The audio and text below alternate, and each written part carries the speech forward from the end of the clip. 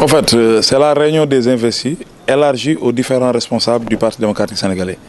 C'est pour informer à l'opinion nationale et internationale de l'incompétence de ce régime dictatorial de Macky Sall. La preuve, nous voulons prouver à l'opinion que ceux qui ont accueilli Macky Sall ne sont pas les Thiessois. C'est des personnes qui ont été transportées et qui nous viennent de Gossas, de Fatick, de Thiadiaye, de Thiaroye et autres. Et les jeunes, en moyennant 2500 francs. Macky et son régime savent pertinemment qu'ils ont été vomis par la population sénégalaise. D'ailleurs, nous tenons à préciser que Mme Mimi Touré n'est pas une référence pour la population thiessoise. Il ne devrait pas lui décerner cette médaille-là. D'ailleurs, c'est quelque chose qu'il a fait de par sa propre personne. Mais c'est une chose qui ne résulte pas de la responsabilité des conseils municipaux parce qu'il n'y a aucune réunion allant dans ce sens-là. Donc, d'honneur relève du faux et usage de faux. Parce que ça n'engage pas les conseils municipaux. Ça n'engage que Idrissa Seck, mais pas les conseils. Nous tenons à préciser cela. Nous tenons aussi à préciser encore une fois que le Parti démocratique sénégalais est parti seul pour la reconquête des collectivités locales à Thiès. Nous ne sommes en coalition avec aucun parti politique. C'est ce qui nous a poussé aujourd'hui à effectuer cette réunion pour éclairer l'opinion que les PDS partent seuls pour la reconquête de la mairie. Non, mais les faits sont là. Nous n'avons pas besoin de sa personne pour qu'elle soit une citoyenne d'honneur à Thiès. Mimi n'est pas une référence ni un exemple pour les Thiessoises et Thiessoises. Ça, c'est pire qu'une insulte pour nous.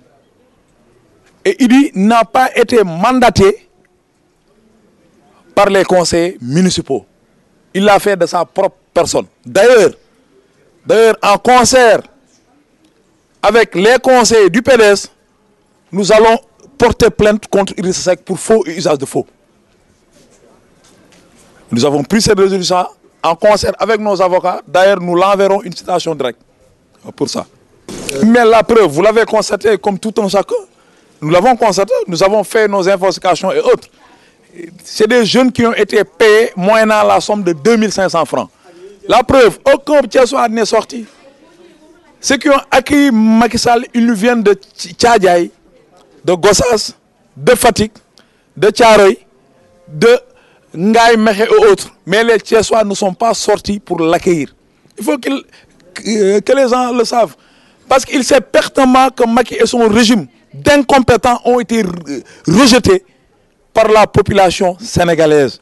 Quelqu'un qui ne parvient pas à effectuer le tronçon Fatick, Kaolack, ce n'est pas ce Macky Sall-là qui peut nous faire rêver. Ce n'est pas lui. Nous ne croyons pas à ces délires-là. C'est un Père Noël fantôme effectif. Nous ne croyons pas en lui pour l'émergence de ce pays.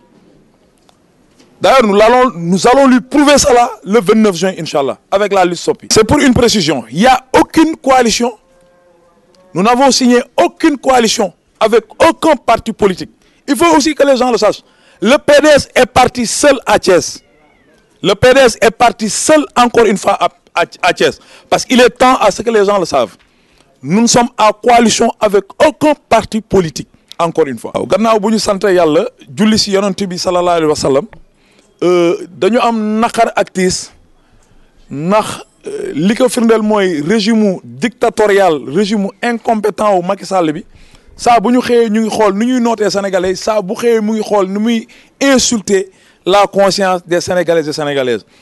La preuve démb ñëwam bi wane nañu ay images ñu truqué ko ne waa Thiès ñoo génn foog askan bi xam opinion nationale internationale bi xam ne ñi génn démb teeru le président Macky Sall nekkul waa Thiès ñoo génn ay nit la yu ñu importé jëlee leen Gossas Fatick Kaolack Ngaye Mékhé Thiaroye et autres amul benn Thiessois bu génn ndaw yi fi génn ndaw yi nga xamante ne ñoo ko teeru école primaire nañu nekk te pour ñu sol seen i t-shirt 2500 francs lañ leen fay ñu ñëwaat it si médaille bi nga xamante ne moom la monsieur Idrissa Seck décerné Mimi Touré nga xam ne nekkul exemple non seulement pour sénégalais yi du ñu nangu mu nekk exemple pour la population thiessoise man musuma gis si histoire réew ñu décerné ab citoyen d'honneur à une personne boo xamante ne conseil municipal bi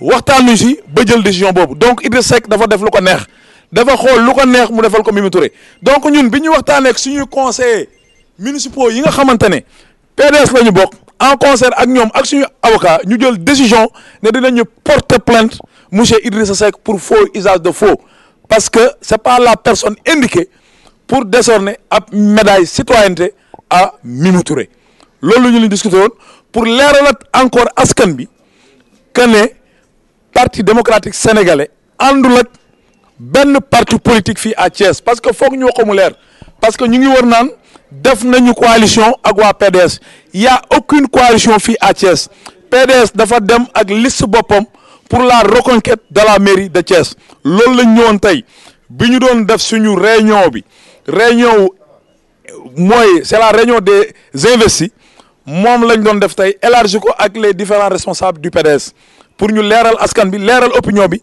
que parti démocratique sénégalais liste boppam la dem pour la reconquête de la collectivité locale loolu la ñëwoon tey pour leeral ko ànd seeg sama ndaatongo di sama frère mu diriger la liste proportionnelle muy le maire Dieynaba Sall maa ngi bàyyi bu amee lu mu si wax. Bon, remercier d'abord la tête de liste majoritaire de notre coalition Sopi ak PDS, le président Mohamed Lamine Massaly.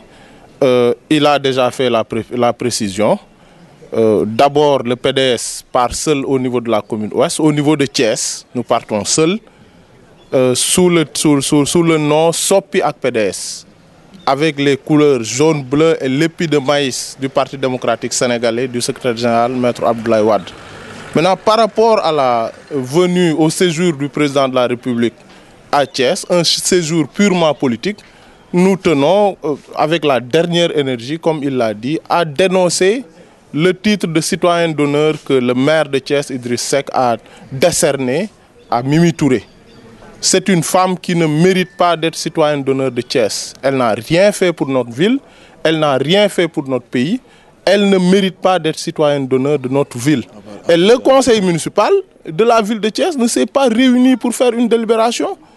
Le maire n'est pas habilité à donner cette distinction. C'est le conseil municipal qui se réunit, qui délibère pour donner à quelqu'un le titre de citoyen d'honneur de notre ville. Cette réunion-là n'a pas eu lieu, donc nous considérons que c'est une forfaiture. Nous considérons que Mimi Touré n'est pas citoyenne d'honneur de Thiès. En tout cas, elle ne sera pas sur les registres de la mairie de la ville de Thiès comme citoyenne d'honneur. Macky Sall a détruit notre pays. Il a détruit les acquis laissés par le président de la République, Maître Abdoulaye Wade. Il a détruit l'avenir que la jeunesse du Sénégal avait placé aux investissements, aux réalisations de Maître Abdoulaye Wade. Donc, Macky Sall, son Premier ministre, son gouvernement, son parti, sa coalition ne mérite pas d'être pris en exemple par les populations thiessoises. Et comme l'a dit le frère Massaly, des gens ont été convoyés de partout, de Kaolack, de Matam, de Ziguinchor, de toutes les régions du Sénégal pour venir remplir notre ville. Les Thiessois ne sont pas sortis pour accueillir le président Macky Sall parce qu'ils considèrent que cet homme a détruit notre pays. Ils considèrent que cet homme a détruit l'image de démocratie et de pays en voie de développement que constituait le Sénégal. Donc, il ne méritait pas d'être accueilli et les Thiessois ne l'ont pas accueilli. C'est ce que nous tenons à dire. Bon, xanaa di remercier encore une fois le frère Mamadou Lamine Massaly bi nga xam ne mooy tête de liste majoritaire suñu parti di wax que ni tey jii investi wu PDS yi ñoo daje pour leeral que Thiès ñun waa PDS ci turu Sopi ak PDS ñooy demal suñu bopp élection. ànduñoo benn parti politique ànduñoo kenn dañuy demal suñu bopp natt suñu bopp dem gagner commune u Thiès Ouest gagner yeneen communes yi gagner département wu Thiès fi ñu war a mën a gagner yëpp su ko defee PDS gagner collectivité locale yi ëpp ci département wu Thiès donc ñi ñuy voteel nañu voté liste Sopi ak PDS bu ñu ko voté nañu suñu secrétaire général Maître Abdoulaye Wade votel nañu non détenu politique bi nga xam ne ki ñu ci gën a ràññee Karim Wade la votel nañu waa PDS yëpp. beneen précision bi nga xam ni dañu koy def mooy wax Thiessois yi wax sénégalais yi que en réalité ñëwu Macky Sall Thiès lenn rek moo ko waral ñëwu politique la.